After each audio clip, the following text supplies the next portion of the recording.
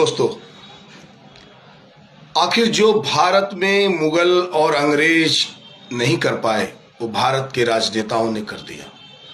हिंदुओं से हिंदुओं को फिर से लड़ाने का काम शुरू हो चुका है, जिसका जीता जागता उदाहरण बीएचयू के एक छात्र जो समाजवादी पार्टी का समर्थक था, उसने पूछा क्या जानता ही था, और उसने जानबूझ करके पूछने के बाद जब ब्राह्मण नाम आया तो उसने तमाचे लगा दिए। सबसे पहले तो मैं उस ब्राह्मण के लिए कोई सहानुभूति प्रकट करने के लिए वीडियो नहीं बनाया, क्योंकि मैं ऐसे नपुंसकों से कभी सद्भाव नहीं रखता हूं। क्योंकि अगर वो परशुराम का वंशज होता तो उसी समय उसका हाथ उखाड़ करके उसके पिछवाड़े में घुसेड़ देता और अन्य लोगों के लिए एक सबक देता कि ब्राह्मण केवल पढ़ लिख करके नौकरी करने के लिए या अपने बच्चों को फ्लैट और गाड़ी के लिए नहीं जी रहा है। मंगल पांडे की हम संतानें हैं, नाथूराम गोडसे की संतानें, जो कलंक तो झेल सकते हैं लेकिन देश को बर्बाद होते नहीं देख सकते। पूज्य श्री नाथूराम गोडसे क्या नहीं जानते थे? उनके अंतिम शब्दों में, उनके अंतिम बयान में भी यह बात थी। हो सकता है मेरा ये वीडियो कुछ लोगों को खटके, कुछ लोगों को मिर्ची लगाए, लेकिन सत्यता से तुम परहेज नहीं कर सकते। नाथूराम गोडसे जी ने वही किया जो उनका दिल, जो उनका ईमान माना, और भारत की राजनीति वो कर रही है जो उनका ईमान कर रहा है। उन्हें वोट चाहिए, हर तबके का वोट चाहिए। जबरदस्ती SC ST थोपना, जबरदस्ती UGC थोपना, फिर सुप्रीम कोर्ट द्वारा रोक लगवाना, क्या हुआ है भगवान जाने। सुप्रीम कोर्ट को मैं सही तब मानता जब 19 तारीख को उन्होंने पहला डेट दिया था और उसी समय संपूर्ण निर्णय हो जाता। ये लटका करके जो 4 स्टेट का चुनाव डकाने के चक्कर में है ना, क्योंकि ब्राह्मण भी यही सोच रहे हैं और ये भरपूर कहा गया है राजनीतिक पार्टी को कि आप घबराइए मत, ये पंडित ठाकुर कहीं जाने वाले नहीं है, क्योंकि ये देशभक्त होते हैं और देश विरोधी आजकल राजनीतिक पार्टियां हो चुकी हैं, तो ये आपको छोड़कर जाएंगे कहां? इनका भरोसा तो आप पर ही है शुरू से। उस विश्वास के तहत उन्हीं ब्राह्मण, क्षत्रिय और बनिया लाला के गले में एक फंदा बांध के लटका दिया गया, एक पटरी पे खड़ा कर दिया गया कि तुम हमें वोट दो कि नहीं दो।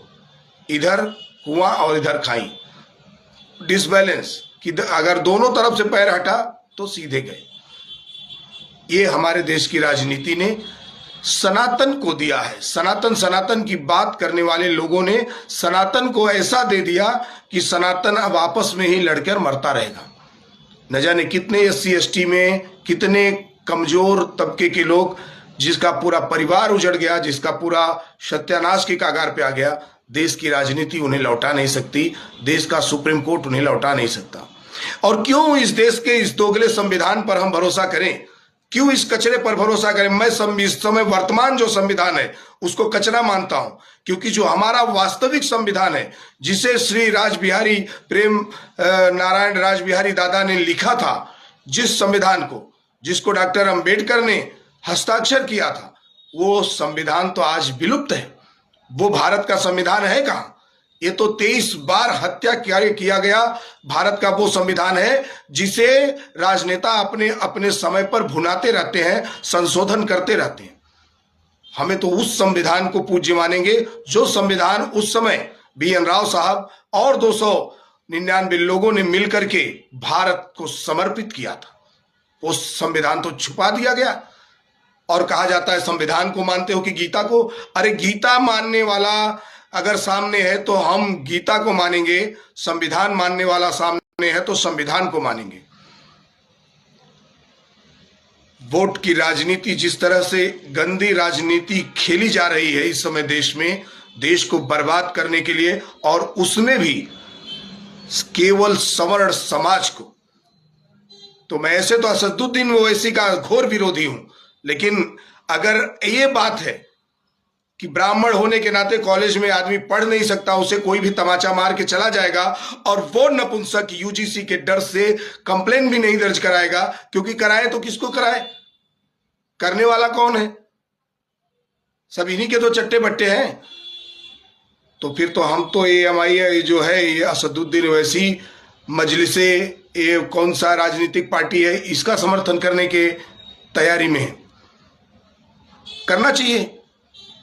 जिसका झंडा लेकर के हम गला फाड़ फाड़ कर चिल्लाए और अंत तक, अंतिम सांस तक, बस हो, ट्रेन हो, कहीं भी हो, उसके एक शब्द का विरोध भी हमने नहीं सुनना पसंद किया।